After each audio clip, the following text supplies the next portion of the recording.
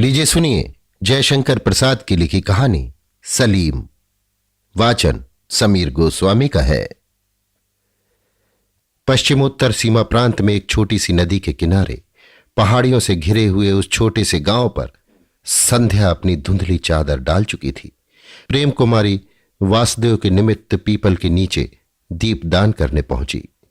आर्य संस्कृति में अश्वत्थ की वो मर्यादा अनार्य धर्म के प्रचार के बाद भी उस प्रांत में बची थी जिसमें अश्वत्थ चैत्य वृक्ष या वासुदेव का आवास समझकर पूजित होता था।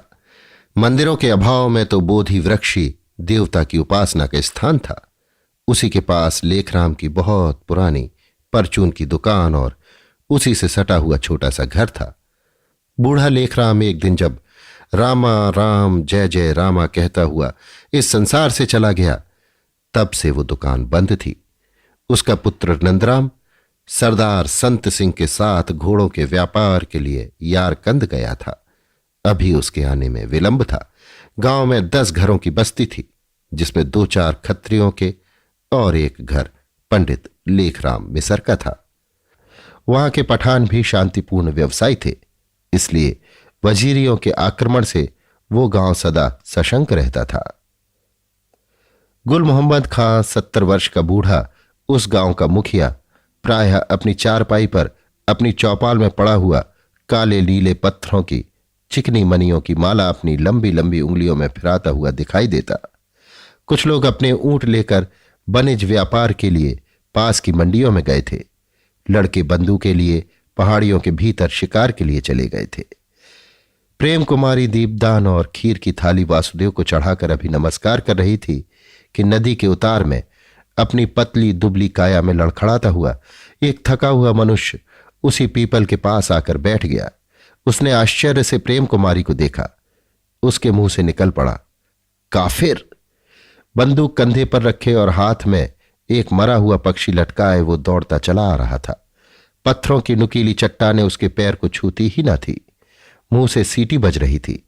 वो था गुल मोहम्मद का 16 बरस का लड़का अमीर खां। उसने आते ही कहा, प्रेम कुमारी तू थाली उठाकर भागी क्यों जा रही है? मुझे तो आज खीर खिलाने का तूने कह रखा था। हां भाई अमीर, मैं अभी और ठहरती, पर क्या करूं, ये देखना कौन आ गया है, इसीलिए मैं घर जा रही हूं। अमीर ने आगंतुक को देखा। उसे न जाने क्यों क्रोध आ गया। उसने कड़े स्वर से पूछा, तू कौन है? एक मुसलमान, उत्तर मिला। अमीर ने उसकी ओर से मुंह फिराकर कहा, मालूम होता है कि तू भी भूखा है।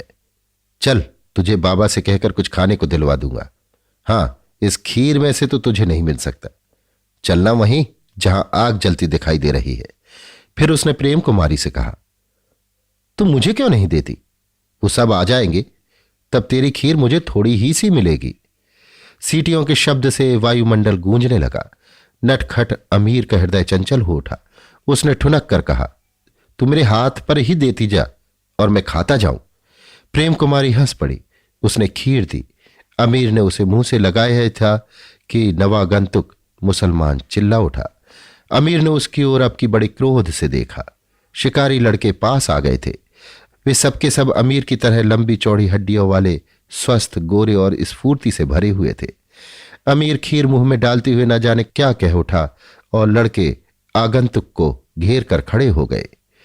उससे कुछ पूछने लगे। उधर अमीर ने अपना हाथ बढ़ाकर खीर मांगने का संकेत किया। प्रेम कुमारी हंसती जाती थी और उसे खीर देती जाती थी। तब भी अमीर उसे तरेरते हुए अपनी आंखों में और भी देने को कह रहा था। उसकी आंखों में अनुनय, विनय, हठ, स्नेह सभी तो मांग रहे थे। फिर प्रेम कुमारी सबके लिए एक एक गिलास क्यों न देती? नटखट अमीर एक आंख से लड़कों को, दूसरी आंख से प्रेम कुमारी को उलझाए हुए खीर गटकता जाता था। उधर नवागंतुक मुसलमान अपनी टूटी फूटी पश्तों में लड़कों से काफिर का प्रसाद खाने की अमीर की धृष्टता का विरोध कर रहा था। वे आश्चर्य से उसकी बातें सुन रहे थे। एक ने चिल्लाकर कहा, अरे देखो, अमीर तो सब खीर खा गया। फिर सब लड़के घूमकर अब प्रेम कुमारी को घेर कर खड़े हो गए। वो सबके उजले उजले हाथों पर खीर देने लगी। आगंतुक ने फिर चिल्लाकर कहा, क्या तुम सब मुसलमान हो? लड़कों ने एक स्वर से कहा, हां, पठान। और उस काफिर की दी हुई? ये मेरी पड़ोसिन है, एक ने कहा। ये मेरी बहन है, दूसरे ने कहा। नंदराम बंदूक बहुत अच्छी चलाता है, तीसरे ने कहा। ये लोग कभी झूठ नहीं बोलते, चौथे ने कहा। हमारे गांव के लिए लोगों ने कई लड़ाइयां की हैं, पांचवें ने कहा। हम लोगों को घोड़े पर चढ़ाना नंदराम ने सिखलाया है, वो बहुत अच्छा सवार है, छठे ने कहा। और नंदराम ही तो हम लोगों को गुड़ खिलाता है, सातवें ने कहा। तुम चोर हो, ये कहकर लड़कों ने अपने अपने हाथ की खीर खा डाली और प्रेम कुमारी हंस पड़ी। संध्या उस पीपल की घनी छाया में पुंजीभूत हो रही थी। पक्षियों का कोलाहल शांत होने लगा था। प्रेम कुमारी ने सब लड़कों से घर चलने के लिए कहा। अमीर ने भी नवागंतुक से कहा, तुझे भूख लगी हो तो हम लोगों के साथ चल। किंतु वो तो अपने हृदय के विष से छटपटा रहा था, जिसके लिए वो हिजरत करके भारत से चला आया था। उस धर्म का मुसलमान देश में भी ये अपमान। वो दास मुंह से उसी अंधकार में कट्टर दुर्दांत वजीरियों के गांव की ओर चल पड़ा। नंदराम पूरा 6.5 फुट का बलिष्ठ युवक था। उसके मस्तक में केसर का टीका न लगा रहे तो कुलाह और सलवार में वो 16 आने पठान ही जचता। छोटी छोटी भूरी मूछें खड़ी रहती थी। उसके हाथ में कोड़ा रहना आवश्यक था। उसके मुख पर संसार की प्रसन्न आकांक्षा हंसी बनकर खेला करती। प्रेम कुमारी उसके हृदय की प्रशांत नीलिमा में उज्ज्वल बृहस्पति ग्रह की तरह झलमलाया करती थी। आज वो बड़ी प्रसन्नता में अपने घर की ओर लौट रहा था। संत सिंह के घोड़े अच्छे दामों में बिके थे। उसे पुरस्कार भी अच्छा मिला था। वो स्वयं अच्छा घुड़सवार था। उसने अपना घोड़ा भी अधिक मूल्य पाकर बेच दिया था। रुपए पास में थे। वो एक ऊंचे ऊंट पर बैठा हुआ चला आ रहा था। उसके साथी लोग बीच की मंडी में रुक गए थे, किंतु काम हो जाने पर उसे तो प्रेम कुमारी को देखने की धुन सवार थी। ऊपर सूर्य की किरणें झलमला रही थी। बीहड़ पहाड़ी पथ था। कोसों तक कोई गांव नहीं था। उस निर्जनता में वो प्रसन्न होकर गाता आ रहा था। वो पथिक कैसे रुकेगा जिसके घर के किवाड़ खुले हैं और जिसकी प्रेममयी युवती स्त्री अपनी काली आंखों से पति की प्रतीक्षा कर रही है। बादल बरसते हैं, बरसने दो। आंधी उसके पथ में बाधा डालती है, वो उड़ जाएगी। धूप पसीना बहाकर उसे शीतल कर लेगा। वो तो घर की ओर आ रहा है। उन कोमल भुजलताओं का स्निग्ध आलिंगन और निर्मल दुलार प्यासे को निर्झर और बर्फीली रातों की गर्मी है। पथिक, तू चल चल, देख, तेरी प्रियतमा की सहज नशीली आंखें तेरी प्रतीक्षा में जागती हुई अधिक लाल हो गई हैं। उनमें आंसू की बूंद न आने पावे। पहाड़ी प्रांत को कंपित करता हुआ बंदूक का शब्द प्रतिध्वनित हुआ। नंदराम का सिर घूम पड़ा। गोली सर्र से कान के पास से निकल गई। एक बार उसके मुंह से निकल पड़ा, वजीरी। वो झुक गया। गोलियां चल चुकी थी, सब खाली गई। नंदराम ने सिर उठाकर देखा। पश्चिम की पहाड़ी में झाड़ों के भीतर 2-3 सिर दिखाई पड़े। बंदूक साध कर उसने गोली चला दी। दोनों तरफ से गोलियां चली। नंदराम की जांघ को छीलती हुई एक गोली निकल गई और सब बेकार रही। उधर 2 वजीरियों की मृत्यु हुई। तीसरा कुछ भयभीत होकर भाग चला। तब नंदराम ने कहा, नंदराम को नहीं पहचानता था? ले, तू भी कुछ लेता जा। उस वजीरी के भी पैर में गोली लगी। वो बैठ गया और नंदराम अपने ऊंट पर घर की ओर चला। सलीम नंदराम के गांव से धर्मोन्माद के नशे में चूर इन्हीं सहधर्मियों में आकर मिल गया था। उसके भाग्य से नंदराम की गोली उसे नहीं लगी। वो झाड़ियों में छिप गया था। घायल वजीरी ने उससे कहा, तू परदेशी भूखा बनकर इनके साथ जाकर घर देखा, इसी नाले से उतर जा, वो तुझे आगे मिल जाएगा। सलीम उधर ही चला। नंदराम अब निश्चिंत होकर धीरे धीरे घर की ओर बढ़ रहा था। सहसा उसे कराहने का शब्द सुन पड़ा।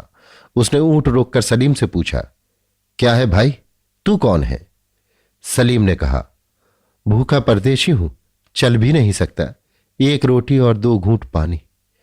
नंदराम ने ऊंट बिठाकर उसे अच्छी तरह देखते हुए फिर पूछा, तुम यहां कैसे आ गए? मैं हिंदुस्तान से हिजरत करके चला आया हूं। अहो भले आदमी, ऐसी बातों से भी कोई अपना घर छोड़ देता है? अच्छा आओ, मेरे ऊंट पर बैठ जाओ। सलीम बैठ गया। दिन ढलने लगा। नंदराम के ऊंट के गले के बड़े बड़े घुंघरू उस निस्तब्ध शांति में सजीवता उत्पन्न करते हुए बज रहे थे। उल्लास से भरा हुआ नंदराम उसी की ताल पर कुछ गुनगुनाता जा रहा था। उधर सलीम कुढ़कर मन ही मन भुनभुनाता जा रहा था, परंतु ऊंट चुपचाप अपना पथ अतिक्रमण कर रहा था। धीरे धीरे बढ़ने वाले अंधकार में वो अपनी गति से चल रहा था। सलीम सोचता था, ना हुआ पास में एक छुरा, नहीं तो यहीं अपने साथियों का बदला चुका लेता। फिर वो अपनी मूर्खता पर झुंझलाकर विचारने लगा, पागल सलीम, तू उसके घर का पता लगाने आया है ना? इसी उधेड़ बुन में कभी वो अपने को पक्का धार्मिक, कभी सत्य में विश्वास करने वाला, कभी शरण देने वाले सहधर्मियों का पक्षपाती बन रहा था। सहसा ऊंट रुका और घर का किवाड़ खुल पड़ा। भीतर से जलते हुए दीपक के प्रकाश के साथ एक सुंदर मुख दिखाई पड़ा। नंदराम ऊंट बैठाकर उतर पड़ा। उसने उल्लास से कहा, प्रेमो। प्रेम कुमारी का गला भर आया था। बिना बोले ही उसने लपक कर नंदराम के दोनों हाथ पकड़ लिए। सलीम ने आश्चर्य से प्रेमा को देखकर चीत्कार करना चाहा, पर वो सहसा रुक गया। उधर प्यार से प्रेमा के कंधों को हिलाते हुए नंदराम ने उसका चौंकना देख लिया। नंदराम ने कहा, प्रेमा, हम दोनों के लिए रोटियां चाहिए। ये एक भूखा परदेशी है। हां, पहले थोड़ा सा पानी और एक कपड़ा तो देना। प्रेमा ने चकित होकर पूछा, क्यों? यूं ही कुछ चमड़ा छिल गया है, उसे बांध लो। अरे, तो क्या कहीं लड़ाई भी हुई है? हां, 3-4 वजीरी मिल गए थे। और ये? कहकर प्रेमा ने सलीम को देखा। सलीम भय और क्रोध से सूख रहा था। घृणा से उसका मुख विरवण हो रहा था। ये हिंदू है, नंदराम ने कहा। नहीं, मुसलमान हूं। ओहो हिंदुस्तानी भाई, हम लोग हिंदुस्तान के रहने वालों को हिंदू ही सा देखते हैं, तुम बुरा ना मानना। कहते हुए नंदराम ने उसका हाथ पकड़ लिया। वो झुंझला उठा और प्रेम कुमारी हंस पड़ी। आज की हंसी कुछ दूसरी थी। उसकी हंसी में हृदय की प्रसन्नता साकार थी। एक दिन और प्रेमा का मुस्काना सलीम ने देखा था, तब जैसे उसमें स्नेह था, आज थी उसमें मादकता। नंदराम के ऊपर अनुराग की वर्षा। वो और भी जल उठा। उसने कहा, काफिर, क्या यहां कोई मुसलमान नहीं है? है तो, पर आज तो तुमको मेरे ही यहां रहना होगा, दृढ़ता से नंदराम ने कहा। सलीम सोच रहा था घर देखकर लौटाने की बात, परंतु ये प्रेमा, ओह कितनी सुंदर, कितना प्यार भरा हृदय, इतना सुख। काफिर के पास ये विभूति, तो वो क्यों ना यहीं रहे, अपने भाग्य की परीक्षा कर देखे। सलीम वहीं खा पी कर एक कोठरी में सो रहा और सपने देखने लगा। उसके हाथ में रक्त से भरा हुआ छुरा है। नंदराम मरा पड़ा है। वजीरियों का सरदार उसके ऊपर प्रसन्न है। लूट में पकड़ी हुई प्रेमा उसे मिल रही है। वजीरियों का बदला लेने में उसने पूरी सहायता की है। सलीम ने प्रेमा का हाथ पकड़ना चाहा, साथ ही प्रेमा का भरपूर थप्पड़ उसके गाल पर पड़ा। उसने तिलमिलाकर आंखें खोल दी। सूर्य की किरणें उसकी आंखों में घुसने लगी। बाहर अमीर चिलम भर रहा था। उसने कहा, नंद भाई, तूने मेरे लिए पौस्तीन लाने के लिए कहा था, वो कहां है? वो उछल रहा था। उसका ऊधमी शरीर प्रसन्नता से नाच रहा था। नंदराम मुलायम बालों वाली चमड़े की सदरी, जिस पर रेशमी सुनहरा काम था, लिए हुए बाहर निकला। अमीर को पहनाकर उसके गालों पर चपत जड़ते हुए कहा, नटखट, ले, तू अभी छोटा ही रहा। मैंने तो समझा था कि 3 महीने में तू बहुत बढ़ गया होगा। वो पोस्तीन पहनकर उछलता हुआ प्रेमा के पास चला गया। उसका नाचना देखकर वो खिलखिला पड़ी। गुल मोहम्मद भी आ गया था। उसने पूछा, नंदराम, तू अच्छी तरह रहा? हां जी, यहीं आते हुए कुछ वजीरियों से सामना हो गया। 2 को तो ठिकाने लगा दिया। थोड़ी सी चोट मेरे पैर में भी आ गई। वजीरी? कहकर बूढ़ा एक बार चिंता में पड़ गया। तब तक नंदराम ने उसके सामने रुपए की थैली उलट दी। बूढ़ा अपने घोड़े का दाम सहेजने लगा। प्रेमा ने कहा, बाबा, तुमने कुछ और भी कहा था, वो तो नहीं आया। बूढ़ा त्योरी बदलकर नंदराम को देखने लगा। नंदराम ने कहा, मुझे घर में अस्तबल के लिए एक दालान बनाना है, इसलिए बालियां नहीं ला सका। नहीं नंदराम, तुझको पेशावर फिर से जाना होगा। प्रेमा के लिए बालियां बनवाना। तो अपनी बात रखता है। अच्छा चाचा, अब की बार जाऊंगा तो ले ही आऊंगा। हिजरती सलीम आश्चर्य से उनकी बातें सुन रहा था। सलीम जैसे पागल होने लगा। मनुष्यता का एक पक्ष वो भी है जहां वर्ण, धर्म और देश को भूलकर मनुष्य मनुष्य के लिए प्यार करता है। उसके भीतर की कोमल भावना शायरों की प्रेम कल्पना चुटकी लेने लगी। वो प्रेम को काफिर कहता था। आज उसने चपाती खाते हुए मन ही मन कहा, बुते काफिर। सलीम घुमक्कड़ी जीवन की लालसाओं से संतप्त व्यक्तिगत आवश्यकताओं से असंतुष्ट युक्त प्रांत का मुसलमान था। कुछ न कुछ करते रहने का उसका स्वभाव था। जब वो चारों ओर से असफल हो रहा था, तभी तुर्की की सहानुभूति में हिजरत का आंदोलन खड़ा हुआ था। सलीम भी उसी में जुट पड़ा। मुसलमानी देशों का आतिथ्य कड़वा होने का अनुभव उसे अफगानिस्तान में हुआ। वो भटकता हुआ नंदराम के घर पहुंचा था। मुस्लिम उत्कर्ष का उबाल जब ठंडा हो चला, तब उसके मन में एक स्वार्थपूर्ण कोमल कल्पना का उदय हुआ।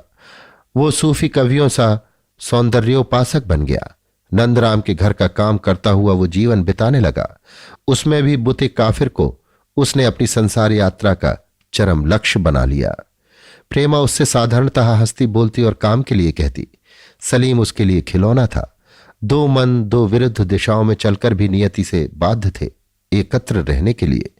अमीर ने एक दिन नंदराम से कहा, उस पाजी सलीम को अपने यहां से भगा दो, क्योंकि उसके ऊपर संदेह करने का पूरा कारण है। नंदराम ने हंसकर कहा, भाई अमीर, वो परदेश में बिना सहारे आया है, उसके ऊपर सबको दया करनी चाहिए। अमीर के निष्कपट हृदय में ये बात न जची। वो रूठ गया। तब भी नंदराम ने सलीम को अपने यहां रहने दिया। सलीम अब कभी कभी दूर दूर घूमने के लिए भी चला जाता। उसके हृदय में सौंदर्य के कारण जो स्निग्धता आ गई थी, वो लालसा में परिणत होने लगी। प्रतिक्रिया आरंभ हुई। एक दिन उसे लंगड़ा वजीरी मिला। सलीम की उससे कुछ बातें हुई। वो फिर से कट्टर मुसलमान हो उठा, धर्म की प्रेरणा से नहीं, लालसा की ज्वाला से। वो रात बड़ी भयानक थी। कुछ बूंदें पड़ रही थी। सलीम अभी सशंक होकर जाग रहा था। उसकी आंखें भविष्य का दृश्य देख रही थी। घोड़ों के पद शब्द धीरे धीरे उस निर्जनता को भेद कर समीप आ रहे थे। सलीम ने किवाड़ खोलकर बाहर झांका। अंधेरी उसके कलुष सी फैल रही थी। वो ठठाकर हंस पड़ा। भीतर नंदराम और प्रेमा का स्नेहालाप बंद हो चुका था। दोनों तंद्रालस हो रहे थे।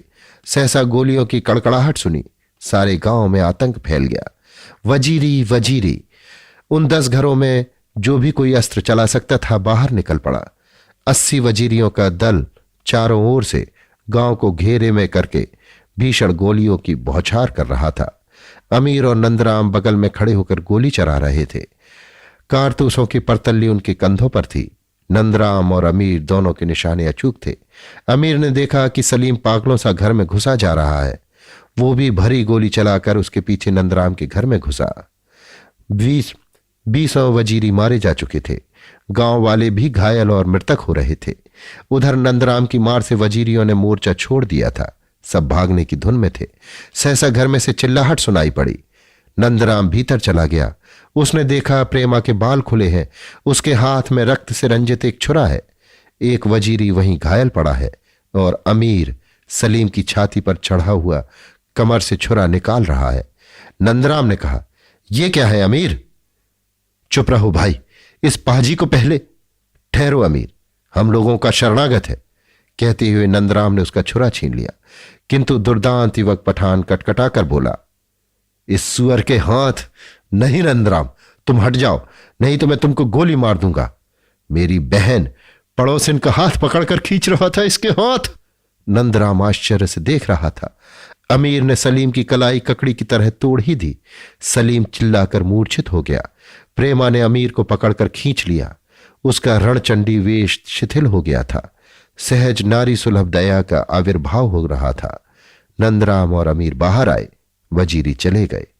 एक दिन टूटे हाथ को सिर से लगाकर जब प्रेमा को सलाम करते हुए सलीम उस गांव से विदा हो रहा था, तब प्रेमा को ना जाने क्यों उस अभागे पर ममता हो आई।